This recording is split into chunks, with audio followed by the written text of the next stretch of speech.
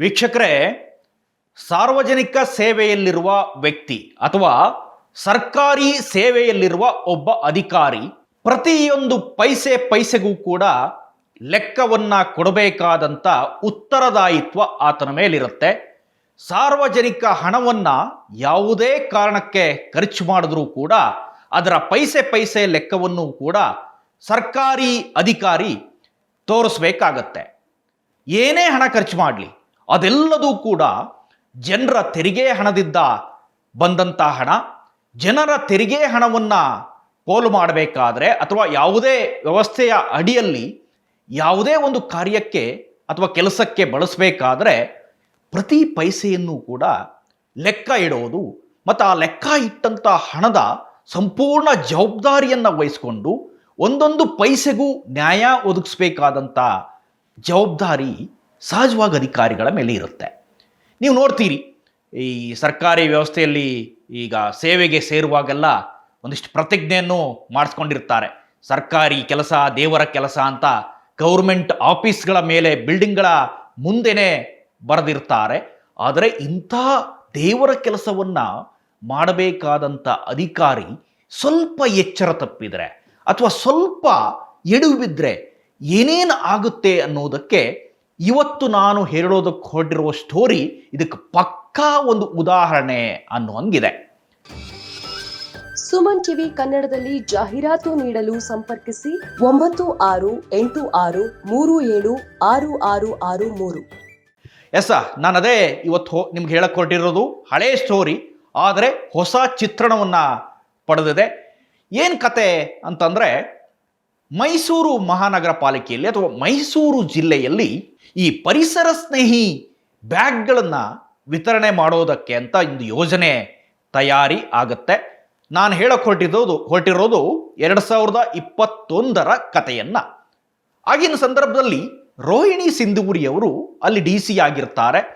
D C ಆಗಿ ಜಿಲ್ಲೆಯ ಜವಾಬ್ದಾರಿಯನ್ನು ವಹಿಸಿರ್ತಾರೆ. ಡಿ ಸಿ ಅಂದರೆ ನಿಮಗೆಲ್ಲರಿಗೂ ಗೊತ್ತೇ ಇದೆ, ಜಿಲ್ಲೆಯ ಆಡಳಿತ ವಿಭಾಗದಲ್ಲಿ ಆತನೇ ಪ್ರಮುಖ. ಆತ ಏನು ನಿರ್ಧಾರ ಬೇಕಾದರೂ ಕೈಗೊಳ್ಳುವಂಥ ಸಂಪೂರ್ಣ ಜವಾಬ್ದಾರಿ, ನಿರ್ವಹಣೆ ಮಾಡಬೇಕಾದ ಶಕ್ತಿ ಸಾಮರ್ಥ್ಯ ಎಲ್ಲವೂ ಕೂಡ ಇರುತ್ತೆ. AS ಆಗೋದು ಅಂದ್ರೆ ಹಾಗೆ, ಅದೇನು ಅಷ್ಟು ಈಸಿ ಜಾಬ್ ಅಲ್ಲ. ಸೊ ಅಂಥ ಡಿ ಸಿ ಒಂದು ಜಿಲ್ಲೆಯ ಸಂಪೂರ್ಣ ಜವಾಬ್ದಾರಿಯನ್ನು, ಅದರಲ್ಲೂ ಅಧಿಕಾರದ ಸ್ತರದಲ್ಲಿ ಹೊಂದಿರ್ತಾರೆ. ನೀವು ರಾಜಕೀಯವಾಗಿ ಬೇರೆ ಬೇರೆ ಬರ್ಬೋದು, ಮಿನಿಸ್ಟರ್ ಬರ್ಬೋದು, ಮತ್ತೊಬ್ಬರು ಬರ್ಬೋದು, ಆದರೆ ಆಡಳಿತ ವಿಭಾಗದಲ್ಲಿ ನಿಮಗೆ ಡಿ ಸಿನೇ ಫೈನಲ್ ಆಗ್ತಾರೆ. ಸೊ ಈ ಪರಿಸರ ಸ್ನೇಹಿ ಬ್ಯಾಗ್ಗಳನ್ನು ವಿತರಣೆ ಮಾಡುವುದಕ್ಕೆ ಅಂತ ಒಂದು ಯೋಜನೆ ರೂಪುಗೊಳ್ಳುತ್ತೆ. ಮೈಸೂರು ಮಹಾನಗರ, ಮೈಸೂರು ಪಾಲಿಕೆಗಳು ಎಲ್ಲದಕ್ಕೂ ಕೂಡ ಈ ಪರಿಸರ ಸ್ನೇಹಿ ಕೈಚೀಲಗಳನ್ನು ವಿತರಣೆ ಮಾಡೋದಕ್ಕೆ ಪ್ಲಾನನ್ನು ರೂಪಿಸಿ ಒಂದಿಷ್ಟು ಹಣವನ್ನು ಅಥವಾ ಒಂದಿಷ್ಟು ಫಂಡನ್ನು ಇಡ್ತಾರೆ. ಆದರೆ ಅಲ್ಲಿ ಆಗಿರುವಂಥ ಹಗರಣ ಹೈಕೋರ್ಟ್ ಮೆಟ್ಟಿಲಿರುತ್ತೆ. ಹೈಕೋರ್ಟ್ ಈಗ ರೋಹಿಣಿ ಸಿಂಧೂರಿಯವರಿಗೆ ಒಂದು ಬಿಗ್ ಶಾಕನ್ನು ನೀಡಿದೆ. ಇಲಾಖಾ ತನಿಖೆಗೆ ಈಗ ಅನುಮತಿಯನ್ನು ನೀಡಿದೆ. ಪ್ರಕರಣದ ಹಿನ್ನೆಲೆಯನ್ನು ಇನ್ನಷ್ಟು ನೋಡೋದಾದರೆ, ಒಟ್ಟು ಈ ಪ್ರಕರಣದಲ್ಲಿ ಸರ್ಕಾರಕ್ಕೆ ಸುಮಾರು 5.88 ಕೋಟಿ ನಷ್ಟ ಮಾಡಿದ್ದಾರೆ ರೋಹಿಣಿ ಸಿಂಧೂರಿ ಅನ್ನೋದನ್ನು ಇದರಲ್ಲಿ ಅಭಿಪ್ರಾಯ ಪಡ್ತಾರೆ ಹೈಕೋರ್ಟ್ನ ಜಡ್ಜ್ ನಾಗಪ್ರಸನ್ನ ಅವರು. ಏನಂತ ಅಂದರೆ, ಸುಮಾರು 15,000 ಕೈಚೀಲಗಳನ್ನು ವಿತರಣೆ ಮಾಡೋದಕ್ಕೆ ಪ್ಲಾನ್ ರೂಪಿಸಿ ಆ ಕೈಚೀಲಗಳಿಗೆ ಬೆಲೆಯನ್ನು ಫಿಕ್ಸ್ ಮಾಡ್ತಾರೆ.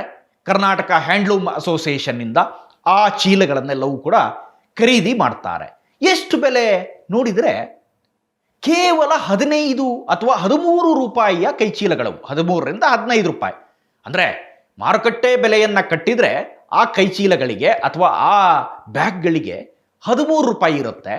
ಆದರೆ ರೋಹಿಣಿ ಸಿಂಧೂರಿಯವರು ಈ ಹ್ಯಾಂಡ್ಲೂಮ್ ಇದರಿಂದ 52 ರೂಪಾಯಿಗೆ ಕೈಚೀಲವನ್ನು ಖರೀದಿ ಮಾಡೋದಕ್ಕೆ ಅನುಮತಿಯನ್ನು ಕೊಡ್ತಾರೆ. ನಾನು ಹೇಳಿದೆ ಈಗಾಗಲೇ, ಸರ್ಕಾರಿ ಕೆಲಸ ಅಥವಾ ಸರ್ಕಾರಿ ಹಣದ ವೆಚ್ಚ ಅಂತಂದರೆ ಎಷ್ಟು ಜವಾಬ್ದಾರಿ ಇರಬೇಕು ಅಧಿಕಾರಿಗೆ ಅನ್ನೋದ್ರ ಬಗ್ಗೆ ಹೇಳ್ತಾ ಇದ್ದೆ. ಸೊ 13 ರೂಪಾಯಿದನ್ನು ನೀವು 52 ರೂಪಾಯಿ ಕೊಟ್ಟರೆ ಎಷ್ಟು ವೆಚ್ಚ ಹೆಚ್ಚಾಯಿತು, ಎಷ್ಟು ಹಣ ಇಲ್ಲಿ ಹೊಡೆದ್ರು ಅನ್ನುವ ಪ್ರಶ್ನೆ ಏಳುತ್ತೆ. ಹೇಳಿ ಕೇಳಿ ಈ ರೋಹಿಣಿ ಸಿಂಧೂರಿಯವರು ಅಥವಾ ರೂಪಾ ಮೌದ್ಗಿಲ್ ಅವರ ಗಲಾಟೆಯನ್ನು ನೋಡಿದಿರಿ ನೀವು. ಯಾವಾಗಲೂ ಕೂಡ ಸಾಕಷ್ಟು ಪ್ರಚಾರದಲ್ಲಿರ್ತಾರೆ. ಹಿಂದೆ ಅವ್ರು ಇವ್ರಿಗೆ ಬೈದಿದ್ದು, ಇವ್ರು ಅವ್ರಿಗೆ ಬೈದಿದ್ದು, ಅದೆಲ್ಲ ಆ ಕಥೆಯನ್ನು ನಾನು ನಿಮ್ಗೆ ಹೇಳೋಕ್ಕೆ ಹೋಗಲ್ಲ. ಈಗ ಸದ್ಯಕ್ಕೆ ಈ ರೋಹಿಣಿ ಸಿಂಧೂರಿ ಅವರಿಗೆ ಹೈಕೋರ್ಟಿಗೆ ಬಿಗ್ ಶಾಕನ್ನು ನೀಡಿರುವಂಥದ್ದು. 15,000 ಕೈಚೀಲಗಳಲ್ಲಿ ಏನು ಹಣ ಹೊಡೆದಿದ್ದಾರೆ ಅಥವಾ ಅಲ್ಲಿ ಲೋಪ ಆಗಿದೆ ಅನ್ನೋದನ್ನು ಎತ್ತಿ ತೋರಿಸಿದೆ ರಾಜ್ಯ ಹೈಕೋರ್ಟ್. ಸೊ ಈ ಬಗ್ಗೆ ಇಲಾಖಾ ತನಿಖೆ ಆಗ್ತಾ ಇತ್ತು. ಇಲಾಖಾ ತನಿಖೆ ಆಗುವಂಥ ಸಂದರ್ಭದಲ್ಲಿ ಒಂದಿಷ್ಟು ಅಂದರೆ ಇಂಟರ್ನಲ್ ತನಿಖೆ ಅಂತ ನಮ್ಮ ಸರ್ಕಾರಗಳು ಆವಾಗ ಮಾಡುತ್ತೆ ಈ ಥರ ಪ್ರಕರಣ ಎಲ್ಲ ಬಂದಂಥ ಸಂದರ್ಭದಲ್ಲಿ. ಆದರೆ ಇಂಟರ್ನಲ್ ತನಿಖೆಯಲ್ಲಿ ಏನಾಗುತ್ತಪ್ಪ ಅಂದರೆ ಅವರಿಗೆ ಸಹಜವಾಗಿ ಒಂದಿಷ್ಟು ಸಂದರ್ಭಗಳಲ್ಲಿ ಕೇವಲ ಏನು ಆಗಿದೆ ಅನ್ನೋದಷ್ಟೇ ಗೊತ್ತಾಗುತ್ತೆ ಹೊರತು ಅವ್ರ ಮೇಲೆ ಕಾನೂನು ಕ್ರಮ ಅಥವಾ ಕಠಿಣ ಕ್ರಮವನ್ನು ಜರುಗಿಸೋದಕ್ಕೆ ಅನುಮತಿ ಇರೋದಿಲ್ಲ. ಸೊ ಈಗ ಕಾನೂನು ಕ್ರಮಗಳನ್ನು ಕೂಡ ಅವ್ರ ಮೇಲೆ ಕೈಗೊಳ್ಳಿ, ಅವ್ರ ಮೇಲೆ FIR ದಾಖಲಿಸೋದಕ್ಕೂ ಕೂಡ ಅವಕಾಶ ಇದೆ ಅನ್ನೋದನ್ನು ಹೈಕೋರ್ಟ್ ಹೇಳಿದೆ. ಈ ಬಗ್ಗೆ ಸರ್ಕಾರದ ಅಧೀನ ಕಾರ್ಯದರ್ಶಿಗೆ ಸೂಚನೆಯನ್ನು ಕೂಡ ನೀಡಿದೆ ಹೈಕೋರ್ಟ್. ಯಾಕೆಂದರೆ ಇಷ್ಟೊಂದು ದೊಡ್ಡ ಪ್ರಮಾಣದಲ್ಲಿ ಲೋಪ ಆಗಿದೆ. ಈ ಲೋಪ ಆದಂಥ ಸಂದರ್ಭದಲ್ಲಿ ಕಠಿಣ ಕ್ರಮ ಆಗಬೇಕು. ಕಠಿಣ ಕ್ರಮ ಯಾವ ರೀತಿ ಇರಬೇಕು ಅಂದರೆ ಅದು FIR ಹಂತಕ್ಕೂ ಕೂಡ ಹೋಗ್ಬೋದು ಅಥವಾ ಅರೆಸ್ಟ್ ಹಂತಕ್ಕೂ ಕೂಡ ಹೋಗ್ಬೋದು.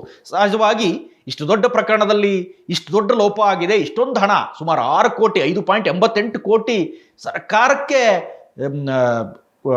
ಲಾಸ್ ಆಗಿದೆ ಅಂತಂದರೆ ಕಟ್ಟಬೇಕಲ್ಲ ಅದನ್ನು.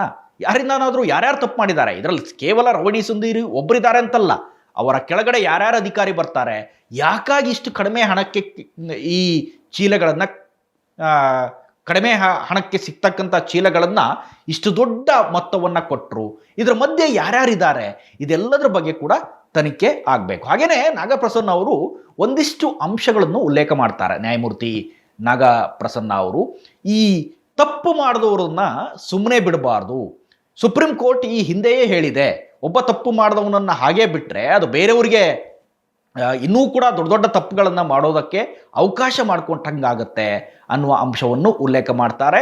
ಇಲಾಖಾ ತನಿಖೆಗೆ ನೀವು ಅಂದರೆ ಸರ್ಕಾರಕ್ಕೆ ಆದೇಶವನ್ನು ನೀಡಿದೆ. ಏನೇ ತನಿಖೆ ಇರಲಿ, ನೀವು ಅಧೀನ ಕಾರ್ಯದರ್ಶಿ ನೇತೃತ್ವದಲ್ಲಿ ತನಿಖೆ ಮಾಡಿ ಅವರ ಮೇಲೆ FIR ಕೂಡ ದಾಖಲಿಸಬಹುದಾದಂಥ ಅವಕಾಶಗಳಿದೆ, ಅದನ್ನು ಮಾಡಬೇಕು ಅನ್ನುವ ಸೂಚನೆಯನ್ನು ನೀಡಿದ್ದಾರೆ. ಒಟ್ಟಾರೆ ಪ್ರಕರಣವನ್ನು ನೋಡಿದರೆ ಲಾಸ್ ಆಗಿದ್ದಂತೂ ಸತ್ಯ. ಆ ಲಾಸ್ ತೆರಿಗೆ ಹಣ, ಜನರ ದುಡ್ಡು, 13 ರೂಪಾಯಿ ಚೀಲವನ್ನು 52 ರೂಪಾಯಿ ಖರೀದಿಗೆ ಅವಕಾಶ ಕೊಡುತ್ತೆ ಅಂತಂದರೆ ಇದೇನು ಕಡಿಮೆ ಹಗರಣ ಅಲ್ಲ. 6 ಕೋಟಿ ಸಮೀಪ ಹಗರಣ ಇದೆ.